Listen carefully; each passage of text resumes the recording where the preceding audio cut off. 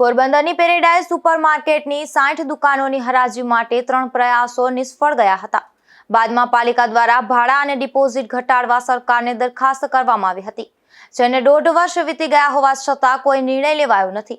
ત્યારે વહેલી તકે નિર્ણય લઈ માર્કેટનું લોકાર્પણ કરવા માંગ ઉઠી છે. પોરબંદરમાં દાયકાથી પણ વધુ સમય પહેલા પેરેડાઇઝ સિનેમા પાસે પ્રજાના પરસેવાના લાખો રૂપિયા ખર્ચી સુપરમાર્કેટ બનાવવામાં આવી હતી. નિર્માણ થયા બાદ તેનું વર્ષો સુધી લોકાર્પણનું મુહૂર્ત ન આવતા આ માર્કેટ જર્જરિત બની ગઈ હતી અને આવારા તત્વોના અડ્ડા સમાન બની ગઈ હતી, જે અંગે અનેક રજૂઆત બાદ પાલિકાએ 1.5 વર્ષ પૂર્વે વધુ એક વખત પ્રજાના લાખોના ખર્ચે તેનું સમારકામ કરાવ્યું હતું અને ત્યારબાદ હરાજીની કાર્યવાહી શરૂ કરી હતી, જેમાં માર્કેટની 60 દુકાનો 9 વર્ષના ભાડા કરારથી પાઘડી લઈ અને આપવાનું અને એક દુકાનનું માસિક ભાડું ₹10,588 થી માંડી અને વધુમાં વધુ ભાડું ₹27,102 રાખવાનું જાહેર કરાયું હતું તથા ડિપોઝિટ પેટે ઓછામાં ઓછા ₹3 લાખ અને વધુમાં વધુ ₹6 લાખ અપસેડ પ્રાઇઝ રાખવામાં આવી હતી. પરંતુ ડિપોઝિટ તથા ભાડાની ઊંચી રકમ હોવાથી કોઈ વેપારીને પરવડે તેમ ન હોવાથી કોઈ હરાજીમાં આગળ આવ્યું ન હતું.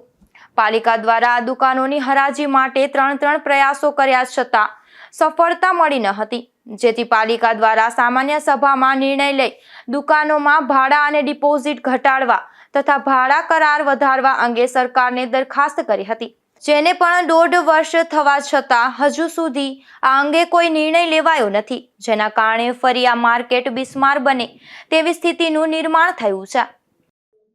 પેરેડાઇઝ માર્કેટ છે એ હરાજીનો પ્રયત્ન 2 વખત પાછો નિષ્ફળ ગયો અને હજી એમને એ સ્થિતિમાં છે. પેરેડાઇઝ જે શોપિંગ સેન્ટર છે, જે દુકાનોની હરાજી કરવાની છે, એમાં આપે જણાવ્યા પ્રમાણે અગાઉ કદાચ હરાજી જે સફળ નહીં થઈ હોય એટલે એમાં કાયદાકીય જોગવાઈઓનો અભ્યાસ કરી અને આપણે ઝડપથી એનો હરાજીથી આપણે દુકાનોનો નિકાલ કરી શકીએ એ માટે કાર્યવાહી કરવામાં આવશે. મેઇન પ્રોબ્લેમ એમાં ભાડાનો હતો, જેના લીધે કોઈ આગળ તો ભાડા બાબતમાં બી નિર્ણય. અને મેં જણાવ્યા પ્રમાણે એમાં અમે કાયદાકીય શું જોગવાઈઓ છે એનો અભ્યાસ કરી લઈશું અને કોર્પોરેશનના હિતમાં આપણે નિર્ણય કરી અને એનો ઝડપથી નિકાલ થાય એ માટે ચોક્કસ પ્રયત્ન કરવામાં આવશે. આ માર્કેટનું વહેલી તકે લોકાર્પણ ન કરાયું તો આ માર્કેટ અગાઉની જેમ જ જર્જરિત થાય તેવી ભીતિ પણ સેવાઈ રહી છે અને આ માર્કેટના રિનોવેશન પાછળ ખર્ચેલ પ્રજાના નાણાં પણ વેડફાઈ જાય તેવી પણ શક્યતા છે. આથી વહેલી તકે યોગ્ય નિર્ણય લેવા માંગ ઉઠી છે.